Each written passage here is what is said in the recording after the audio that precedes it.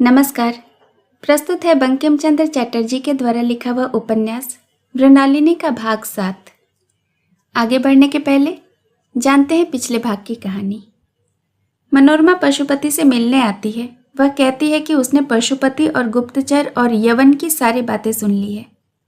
पशुपति उससे कहते हैं कि वह उसे विवाह करने के लिए ही राजा बनना चाहते हैं, ताकि वह विधवा विवाह की प्रथा चलाकर आसानी से उसे अपना सके। मनोरमा हेमचंद्र को सारी बातें बताती है और यह भी कहती है कि यवनों की इच्छानुसार आज रात पशुपति उसे मारने का प्रयोजन करने वाले हैं। वह आज घर पर न रहे। हेमचंद्र यवनों की खोज में जंगल जाता है और वहां उस पर हमला होता है और वह घायल होकर मृणालिनी जहां रह रही होती है उसी कुटिया के बाहर अचेत हो जाता है। मृणालिनी अपनी 1 साल वाली प्रतिज्ञा के कारण उससे नहीं मिलती है। सुबह जब हेमचंद्र घर जाता है तो वे दोनों उसका पीछा करते हुए देखती है कि मनोरमा हेमचंद्र की सेवा कर रही है। उन्हें शंका होती है कि मनोरमा हेमचंद्र की प्रेयसी है। गिरिजाया का गीत सुनकर हेमचंद्र जब उससे मृणालिनी का हाल पूछता है तो गिरिजाया गुस्से में आकर उससे कह देती है कि मृणालिनी का ब्याह होने वाला है।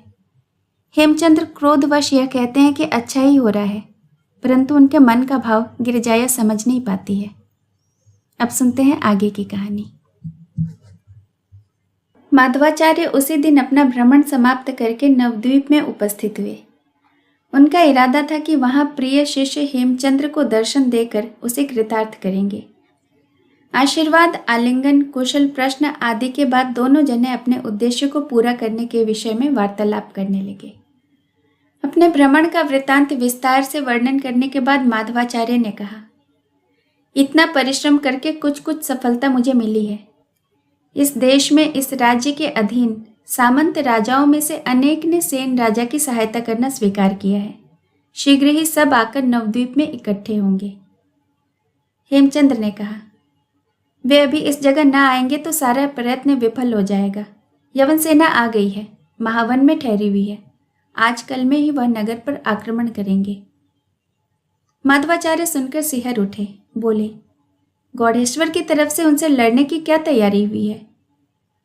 हेमचंद्र ने गंभीरता के साथ कहा, कुछ भी नहीं जान पड़ता। राजा के पास अभी तक यह खबर पहुंची ही नहीं है। मैं दैव संयोग से यह खबर पा गया हूं। माधवाचार्य ने हेमचंद्र के मुख पर तीव्र दृष्टि डालते हुए पूछा, इतना गंभीर मामला होते हुए भी तुमने राजा तक यह समाचार पहुंचाकर उनसे परामर्श क्यों नहीं किया? हेमचंद्र ने निराशा के साथ धीरे से उत्तर दिया, खबर मिलने के बाद ही रास्ते में एक दस्यु ने मुझे अचानक घायल कर दिया था। मैं अचेत होकर मार्ग में पड़ा रहा। अभी अभी घर लौटकर आया था और विश्राम कर रहा था। निर्बल हो जाने के कारण मैं तत्काल ही राजा के सामने नहीं जा सका। अभी जाता हूँ। माधवाचार्य आसन छोड़कर उठ खड़े हुए और स्नेह से बोले, तुम इस समय विश्राम करो, मैं स्वयं राजा के पास जाता हूँ। बाद में जो होगा तुमको बतलाऊंगा। तब हेमचंद्र ने कहा, प्रभु, सुना है आप गौड़ तक गए थे। माधवाचार्य ने हेमचंद्र का अभिप्राय समझ लिया। बोले, गया था। तुम मृणालिनी की खबर जानने को पूछ रहे हो ना? किंतु मृणालिनी वहां नहीं है। कहाँ गई? यह मुझे नहीं मालूम। कोई इसकी खबर न दे सका। वह वहां से क्यों गई? माधवाचार्य, वत्स, यह सब हाल युद्ध के अंत में बताऊंगा। हेमचंद्र ने भवें सिकोड़ कर कहा, वह हाल बताने से मैं मर्म पीड़ा से कातर या विकल हो जाऊंगा, यह आशंका न कीजिए। मैंने भी उसका कुछ अंश सुना है। आपको जो मालूम हुआ है वह बिना संकोच के मेरे आगे प्रकट कर दीजिए। माधवाचार्य जब गौड़ नगर में गए थे तब ऋषिकेश ने अपनी जानकारी के अनुसार मृणालिनी का वह वृत्तांत उनको बताया था। माधवाचार्य ने भी ऋषिकेश के कथन को सत्य समझ लिया था। माधवाचार्य कभी स्त्री जाति के ऊपर अनुरक्त नहीं रहे, अतएव स्त्री के चरित्र को नहीं समझते थे। इस समय हेमचंद्र की बातें सुनकर उन्हें जान पड़ा कि हेमचंद्र ने वही हाल कुछ कुछ सुनकर मृणालिनी की कामना त्याग दी है। अतएव किसी नई मानसिक पीड़ा की संभावना नहीं है। यह समझकर वे फिर अपने आसन पर बैठ गए और ऋषिकेश का बताया हुआ विवरण हेमचंद्र को सुनाने लगे। हेमचंद्र सिर झुकाए हथेली पर भ्रिकुटी कुटिल मस्तक रखे हुए चुपचाप सारा वृतांत सुनते रहे। माधवाचार्य का वक्तव्य समाप्त होने पर वे कुछ नहीं बोले, उसी अवस्था में बैठे रहे। माधवाचार्य ने पुकारा, हेमचंद्र। परंतु उन्हें कोई उत्तर नहीं मिला, तो उन्होंने फिर पुकारा, हेमचंद्र। हेमचंद्र ने फिर भी उत्तर नहीं दिया। माधवाचार्य ने उठकर हेमचंद्र का हाथ पकड़कर अति कोमल स्नेहमय स्वर में कहा, वत्स, तात, सिर उठाओ, मुझसे बातें करो। हेमचंद्र ने सिर उठाया। उनका मुख देखकर माधवाचार्य को भी भय मालूम हुआ। माधवाचार्य ने कहा, मुझसे बातचीत करो, क्रोध अगर आए हो तो उसे प्रकट करो। हेमचंद्र ने कहा, किसकी बात पर विश्वास करूं? ऋषिकेश ने कुछ कहा और भिखारिन ने कुछ और ही बताया। माधवाचार्य ने कहा, भिखारिन कौन है? उसने क्या कहा? हेमचंद्र ने पूरी बात संक्षेप में माधवाचार्य के सामने स्पष्ट कर दी कि गिरिजाया ने उसे मृणालिनी के बारे में क्या कुछ बताया है। माधवाचार्य ने संकोच के स्वर में दबी हुई आवाज में कहा, ऋषिकेश की ही बात झूठ जान पड़ती है। हेमचंद्र ने कहा, ऋषिकेश ने जो प्रत्यक्ष देखा है उसका क्या? हेमचंद्र धीरे धीरे उठकर खड़े हो गए। पिता का दिया हुआ वही शूल या बर्छा हाथ में लिया और कांपते हुए कमरे के भीतर चुपचाप टहलने लगे। आचार्य ने पूछा, क्या सोच रहे हो? हेमचंद्र ने हाथ का शूल दिखाकर कहा, मृणालिनी को इसी शूल से बींधूंगा। माधवाचार्य उनके मुख का भाव देखकर डरकर चल दिए। सवेरे मृणालिनी कह गई थी कि हेमचंद्र मेरे ही हैं। तीसरे प्रहर माधवाचार्य लौटे। उन्होंने खबर लगाकर यह जाना कि धर्माधिकारी पशुपति ने प्रकट किया है कि यवन सेना आई अवश्य है, किंतु पहले जीते हुए राज्य के विद्रोह की संभावना सुनकर यवन सेनापति ने यहाँ संधि करने की इच्छा प्रकट की है। कल वे अपने दूत भेजेंगे। दूत के आने की अपेक्षा करके इस समय युद्ध की कोई तैयारी नहीं हो रही है। यह खबर हेमचंद्र को सुनाकर माधवाचार्य ने कहा, यह कुलंगार राजा धर्माधिकारी की बुद्धि से नष्ट होगा। माधवाचार्य की वह बात हेमचंद्र के कानों में पहुंची थी या नहीं, इसमें संदेह है। उनको अनमना देखकर माधवाचार्य विदा हो गए। संध्या से पहले मनोरमा ने हेमचंद्र के कमरे में प्रवेश किया। हेमचंद्र को देखकर मनोरमा ने कहा, भैया, आज तुम ऐसे क्यों हो?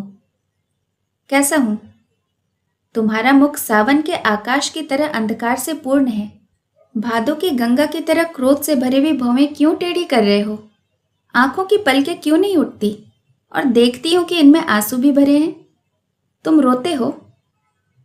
हेमचंद्र ने मनोरमा के मुख की ओर एक बार देखा, फिर आंखें झुका ली, फिर नजर उठाकर मनोरमा का मुंह एकटक ताकने लगे। मनोरमा ने समझ लिया कि दृष्टि के इस तरह उठने गिरने का कोई उद्देश्य नहीं है। दृष्टि तभी ऐसी होती है जब बात गले तक आ जाती है पर कही नहीं जा सकती। मनोरमा ने कहा, हेमचंद्र, तुम क्यों व्याकुल हो? क्या हुआ? कुछ नहीं।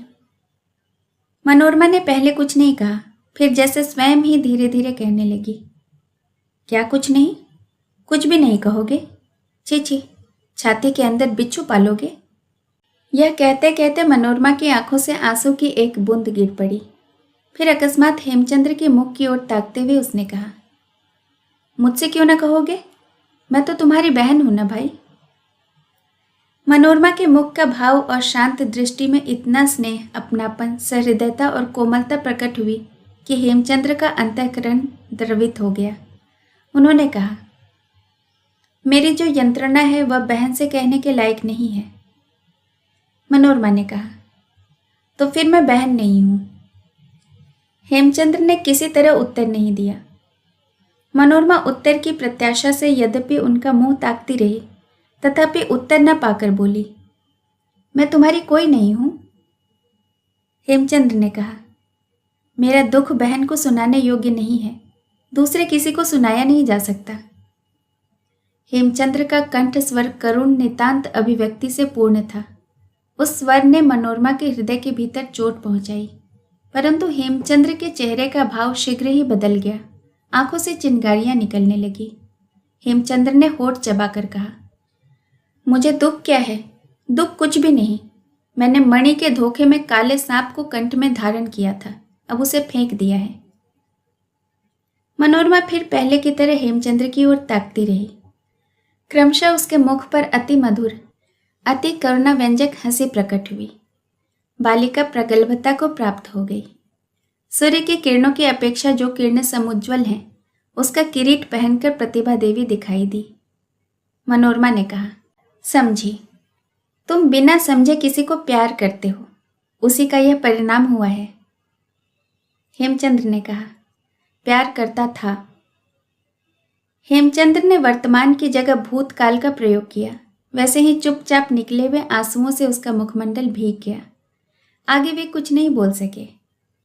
मनोरमा खींच उठी, बोली, छीछी, जो दूसरों को छलता है वह केवल वंचक है, पर जो अपनों को धोखा देता है उसका सर्वनाश ही होता है। मनोरमा खींच के मारे अपनी अलकों को अंगुलियों में लपेटकर खींचने लगी। हेमचंद्र विस्मित हुए, बोले, मैंने क्या स्वयं को धोखा दिया? मनोरमा ने कहा, प्यार करता था क्या? तुम अब भी प्यार करते हो, नहीं तो रोने क्यों लगे? क्या आज तुम्हारे स्नेह पात्र ने अपराध किया है, इसलिए तुम्हारा प्यार चला गया? किसने तुम्हें यह बतलाया है? यह कहते कहते मनोरमा के मुख की वह प्रौढ़ भाव की चमक सहसा खिल उठी। मनोरमा धीरे धीरे कहने लगी, वह केवल वीर होने का दंभ करने वाले पुरुष का दर्प मात्र है। अहंकार करके कहीं आग बुझाई जाती है? तुम बालू के बांध से दोनों किनारों को चीर कर बहने वाली बढ़ी हुई गंगा के वेग को रोक सकोगे? हाय भगवान, मनुष्य क्या सभी को धोखा देने वाले हैं? हेमचंद्र ने विस्मित होकर सोचा, मैंने इसे एक दिन बालिका समझा था। मनोरमा कहने लगी, तुमने पुराण सुना है? मैंने पंडित के मुख से पुराण गूढ़ अर्थ के साथ सुना है। उसमें लिखा है, भगीरथ राजा गंगा को पृथ्वी पर लाए थे, तब घमंडी हाथी गंगा का वेग रोकने के लिए सामने खड़ा हो गया था, परंतु उस प्रवाह में बह गया था। इसका अर्थ क्या है? गंगा प्रेम प्रवाह स्वरूपिणी जगदीश्वर के चरण कमल से निकली है। यह जगत पतित पावनी, ऊंच नीच, पुण्य पापी आदि सभी को पवित्र करने वाली है। जो इसमें गोता लगाता है वही पुण्यमय हो जाता है। जहाँ मृत्युंजय की जटाएं विहार करती हैं, जो आदमी मनुष्य को जीत सकता है या जीत लेता है, वही प्रेम को मस्तक पर धारण करता है। मैंने जैसा सुना ठीक वैसा ही कह रही हूँ। दंभिक हाथी दंभ का अवतार है। यह प्रणय वेग में बह जाता है। प्रेम पहले एकमात्र मार्ग पकड़ता है और फिर उपयुक्त समय में शतमुख हो जाता है। प्रणय स्वभाव सिद्ध होने पर सैकड़ों पात्रों में पहुंच जाता है। अंत में प्रेम गंगा की तरह सागर संगम में ईश्वर में लय को प्राप्त होता है। संसार में सब जीवों में जो ईश्वर का ही रूप है विलीन हो जाता है। हेमचंद्र, तुम्हें उपदेश देने वाले ने क्या कहा कि प्रेम के लिए पात्र या अपात्र का विचार नहीं करना है? पापी को भी क्या प्रेम करना होगा? मनोरमा, हाँ, पापी को भी प्रेम करना होगा। प्रेम के लिए पात्र अपात्र का भेद नहीं, सभी को प्यार करो। प्रेम उत्पन्न होने पर उसे यत्न से स्थान दो, क्योंकि प्रेम अमूल्य है। भैया, जो भला है उसे कौन प्यार नहीं करता? जो बुरा है उसे जो अपने को भूल कर प्यार करता है, उसे मैं बहुत प्यार करती हूँ, लेकिन मैं तो पागल हूँ। हेमचंद्र ने विस्मित होकर कहा, मनोरमा, यह सब तुमको किसने सिखाया? यह सचमुच अलौकिक है। मनोरमा ने मुंह नीचा करके कहा, वे सर्वज्ञ हैं, किंतु क्या? वे अग्नि स्वरूप हैं, प्रकाश करते हैं लेकिन जलाते भी हैं। मनोरमा क्षण भर सिर झुकाकर चुपचाप रही। हेमचंद्र ने कहा, मनोरमा, तुम्हारा मुख देखकर और तुम्हारी बातें सुनकर मुझे जान पड़ता है कि तुम भी किसी से प्रेम रखती हो। जान पड़ता है तुमने जिसकी तुलना अग्नि से की है वही तुम्हारे प्रणय के अधिकारी हैं। मनोरमा पहले की तरह मौन रही। हेमचंद्र फिर कहने लगे, यह सत्य हो तो मेरी एक बात सुनो। स्त्री जाति के लिए सतीत्व से बढ़कर कोई धर्म नहीं। स्वामी के सिवाय अन्य पुरुष का विचार करना भी सतीत्व के लिए विघ्न स्वरूप है। तुम विधवा हो, यदि स्वामी के अलावा अन्य पुरुष को मन में सोचो तो तुम इस लोक और परलोक में स्त्री जाति में अधम होकर रहोगी। अतएव सावधान हो जाओ। अगर किसी की ओर तुम्हारा मन उन्मुख हो तो उसे भूल जाओ। मनोरमा जोर से हंस पड़ी और फिर मुंह में आंचल देकर हंसने लगी। हंसी बंद नहीं हो रही थी। हेमचंद्र कुछ अप्रसन्न हुए बोले, हंसती क्यों हो? मनोरमा ने कहा, भैया गंगा के किनारे जाकर खड़े हो जाओ और गंगा से पुकार कर कहो कि हे गंगे, तुम पर्वत को लौट जाओ। हेमचंद्र, क्यों? मनोरमा, किसी के याद क्या अपनी इच्छा के अधीन होती है राजपुत्र? काले सांप को याद करके क्या सुख है, तो भी उसे भूल क्यों नहीं पाते? हेमचंद्र, उसके डसने की ज्वाला के कारण। मनोरमा, अगर वह तुमको नहीं डसता तो क्या उसे भूल जाते? हेमचंद्र ने कुछ उत्तर नहीं दिया। मनोरमा कहने लगी, तुम्हारी फूल की माला काला नाग हो गई है, तो भी तुम उसे भूल नहीं पाते। और मैं तो एक पागल ही हूं, अपने पुष्पहार को क्यों तोड़ दूं? हेमचंद्र ने कहा, तुम एक तरह से कुछ अन्याय की बात नहीं कहती हो। भूलना स्वेच्छाधीन कार्य नहीं है। अपनी गरिमा में अंधे होकर लोग जो दूसरों को उपदेश देते हैं, उनमें भूल जाओ जैसे उपदेश से बढ़कर हंसने योग्य और कोई उपदेश नहीं है। कोई किसी से नहीं कहता कि धन की चिंता छोड़ो, यश की चिंता छोड़ो, ज्ञान की चिंता छोड़ो, भूख मिटाने की इच्छा छोड़ो, सोना छोड़ो। तो फिर यही क्यों कहें कि प्रेम करना छोड़ो? प्रेम क्या इन बातों से छोटा है? इन सब चीज़ों की अपेक्षा प्रेम का मूल्य या महत्व कम नहीं है, किंतु धर्म के मुकाबले में अवश्य छोटा है। धर्म के लिए प्रेम का गला घोंट दो। स्त्री का परम धर्म सतीत्व ही है, इसीलिए कहता हूं कि यदि हो सके तो प्रेम को त्यागो। मनोरमा, मैं अबला ज्ञानहीन हूं और विधवा हूं। धर्म या अधर्म किसे कहते हैं यह मैं नहीं जानती। मैं तो इतना ही जानती हूं कि धर्म के बिना सच्चा प्रेम उत्पन्न नहीं होता। हेमचंद्र, सावधान मनोरमा, वासना से भ्रांति पैदा होती है और भ्रांति से अधर्म का जन्म होता है। तुम्हें भ्रांति हो चुकी है। देखो, तुम विचार करके बताओ, यदि एक धर्म से किसी एक की पत्नी हो, लेकिन मन से अन्य की पत्नी हो गई, तो तुम द्विचारिणी हुई या नहीं? घर के भीतर दीवार पर हेमचंद्र की ढाल और तलवार टंगी हुई थी। मनोरमा ने ढाल हाथ में लेकर कहा, भैया हेमचंद्र, तुम्हारी यह ढाल किसके चमड़े की बनी है? मनोरमा के मुख की ओर देखकर हेमचंद्र हंस पड़े। गिरिजाया जब मांझी के घर लौटकर आई तब उसने निश्चय कर लिया था कि प्राण जाने पर भी वह हेमचंद्र के नवीन अनुराग की बात मृणालिनी के आगे प्रकट नहीं करेगी। मृणालिनी उसके घर लौटाने की प्रतीक्षा में पिंजरे में बंद चिड़िया की तरह चंचल हो रही थी, छटपटा रही थी। गिरिजाया को देखते ही उसने कहा, बोलो गिरिजाया, क्या देखा? हेमचंद्र अब कैसे हैं? गिरिजाया ने कहा, अच्छे हैं। मृणालिनी, क्यों? इस तरह बेमन से क्यों बोल रही हो? तुम्हारी आवाज में उत्साह क्यों नहीं है, जैसे दुखित होकर बोल रही हो? क्यों? गिरिजाया, यह क्या कहती हो? मृणालिनी, गिरिजाया, मुझसे छिपाना नहीं। हेमचंद्र क्या अच्छे नहीं हुए? ऐसा हो तो मुझसे स्पष्ट बता दो। संदेह की अपेक्षा प्रतीति अच्छी है।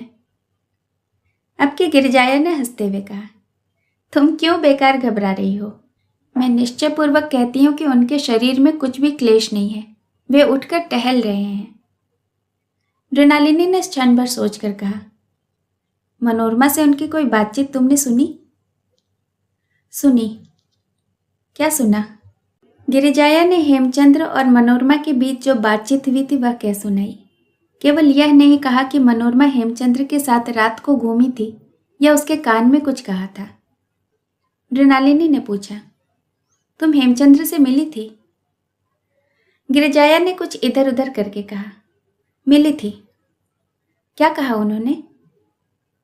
तुम्हारे बारे में पूछा था। तुमने क्या कहा? मैंने कहा तुम अच्छी हो। मैं यहां आई हूं यह कहा था? नहीं। मृणालिनी, गिरजाया, तुम उत्तर देने में टाल मटोल सी कर रही हो। तुम्हारा मुंह सूखा हुआ है, तुम मेरे मुंह की ओर नजर पर देख नहीं सकती हो।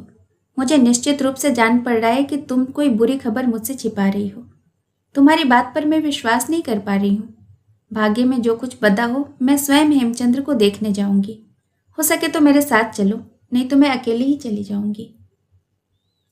इतना कहकर मृणालिनी घूंघट से मुंह ढककर वेग से सड़क लांघकर चल खड़ी हुई। गिरिजाया उसके पीछे दौड़ पड़ी। कुछ दूर आकर मृणालिनी का हाथ पकड़कर वो बोली, मालकिन ठहरो, मैंने जो कुछ छुपाया है तुम्हारे आगे प्रकट करती हूँ। मृणालिनी गिरिजाया के साथ झोपड़ी में लौट आई। तब गिरिजाया ने जो कुछ छिपा रखा था वह सब विस्तार से कह सुनाया। गिरिजाया ने हेमंत को ठगा था, लेकिन मृणालिनी को धोखा नहीं दे सकी। मृणालिनी ने कहा, गिरिजाया, उन्होंने क्रोध में यह कहा कि अच्छा हुआ, तुमने जो उनसे कहा था उसे सुनकर वे इतना क्रोध क्यों करते? गिरिजाया के मन में तब भी संशय उत्पन्न हुआ था। उसने कहा, हाँ, यह बात संभव है। मृणालिनी ने गंभीर स्वर में कहा, तुमने ऐसा कहकर अच्छा नहीं किया, इसका उपाय करना चाहिए। तुम खाने पीने के लिए जाओ, मैं तब तक एक पत्र लिख कर रखती हूँ।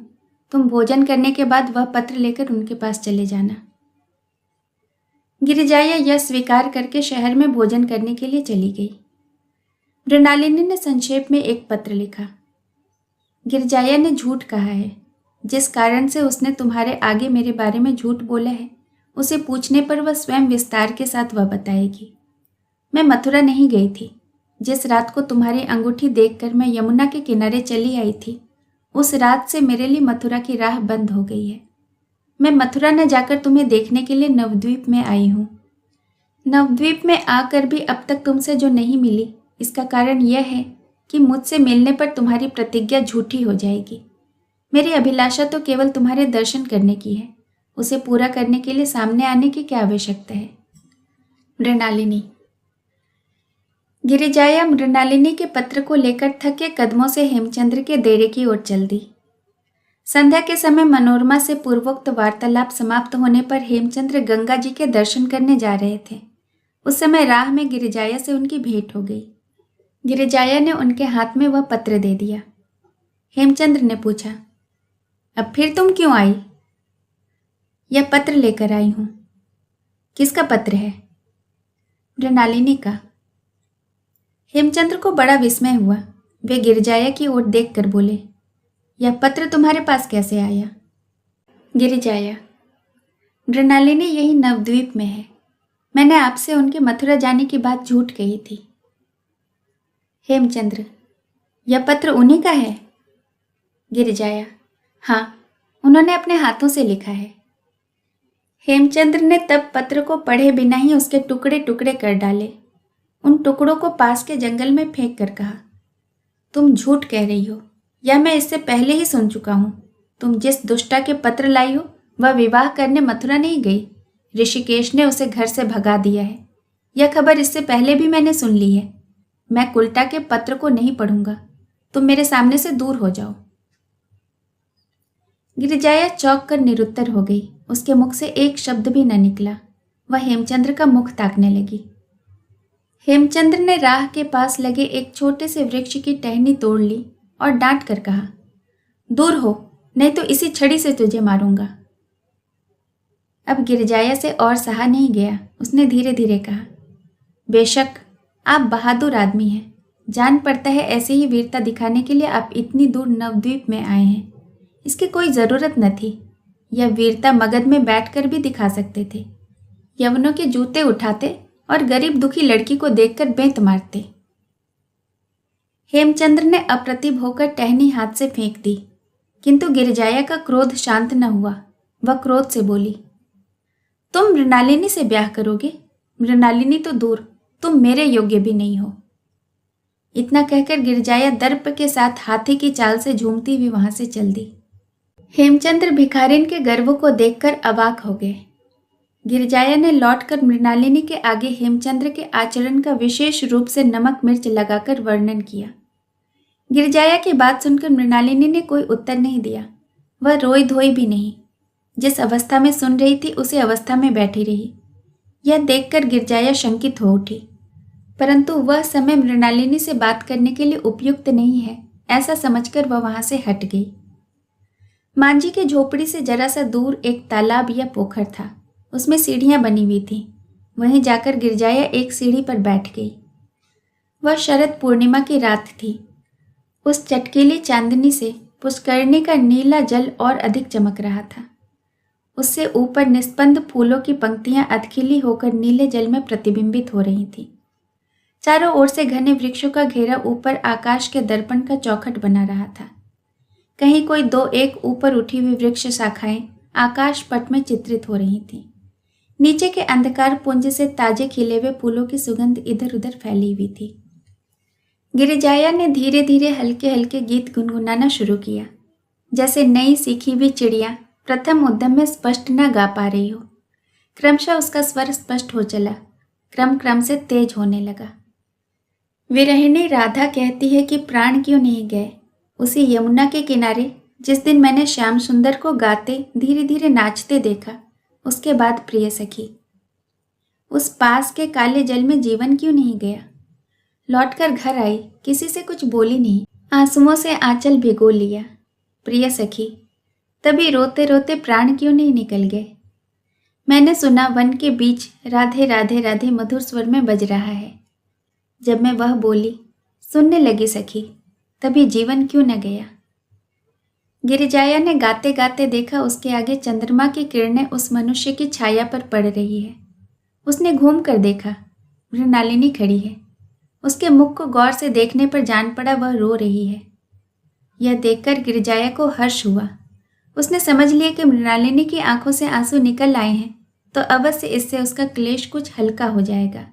इस बात को सब लोग नहीं समझते। वे सोचते हैं कि कहाँ इसकी आंखों में आंसू तो नहीं दिखाई पड़ते, फिर इसे काहे का दुख। अगर इस बात को वे सब लोग समझ पाते कि घोर दुख कष्ट में भी आंसू नहीं निकलते, वह स्थिति और घातक होती है। आंसू निकलने से, रोने से जी कुछ हल्का हो जाता है तो संसार की कितनी मर्मांतक पीड़ा का निवारण हो सकता है। कुछ देर तक दोनों चुप रहीं। मृणालिनी कुछ नहीं कह सकती थी और गिरिजाया भी कुछ पूछ नहीं सकती थी। कुछ देर के बाद मृणालिनी ने कहा, गिरिजाया एक बार और तुमको जाना होगा। गिरिजाया फिर उस नीच के पास क्यों जाऊं। मृणालिनी नीच न कहो, हेमचंद्र भ्रम में हो सकते हैं। इस संसार में भ्रम रहित कौन है। हेमचंद्र नीच नहीं है। मैं स्वयं उनके पास जाऊंगी, तुम मेरे साथ चलो। तुम मुझ पर बहन से अधिक स्नेह रखती हो। तुमने मेरे लिए क्या नहीं किया है। तुम कभी मुझे अकारण मानसिक पीड़ा न पहुंचाओगी, कभी मुझसे यह सब बातें झूठ न कहोगी, यह मैं निश्चित रूप से जानती हूँ। मगर फिर भी यह बात हेमचंद्र के मुख से ही सुने बिना मैं अपने हृदय को कैसे स्थिर रख सकती हूँ। मेरे हेमचंद्र ने मुझे बिना अपराध के त्याग दिया। अगर मैं उनके मुख से सुनूं कि उन्होंने मृणालिनी को उल्टा समझकर त्याग दिया तो मैं इन प्राणों को छोड़ सकूंगी, मर सकूंगी। गिरिजाया प्राण त्याग दोगी, यह क्या कहती हो मृणालिनी। मृणालिनी ने कोई उत्तर नहीं दिया। गिरिजाया के कंधे पर हाथ डालकर वह रोने लगी। गिरिजाया भी रोने लगी। शेष कहानी अगले भाग में। कहानी सुनने के लिए बहुत बहुत धन्यवाद।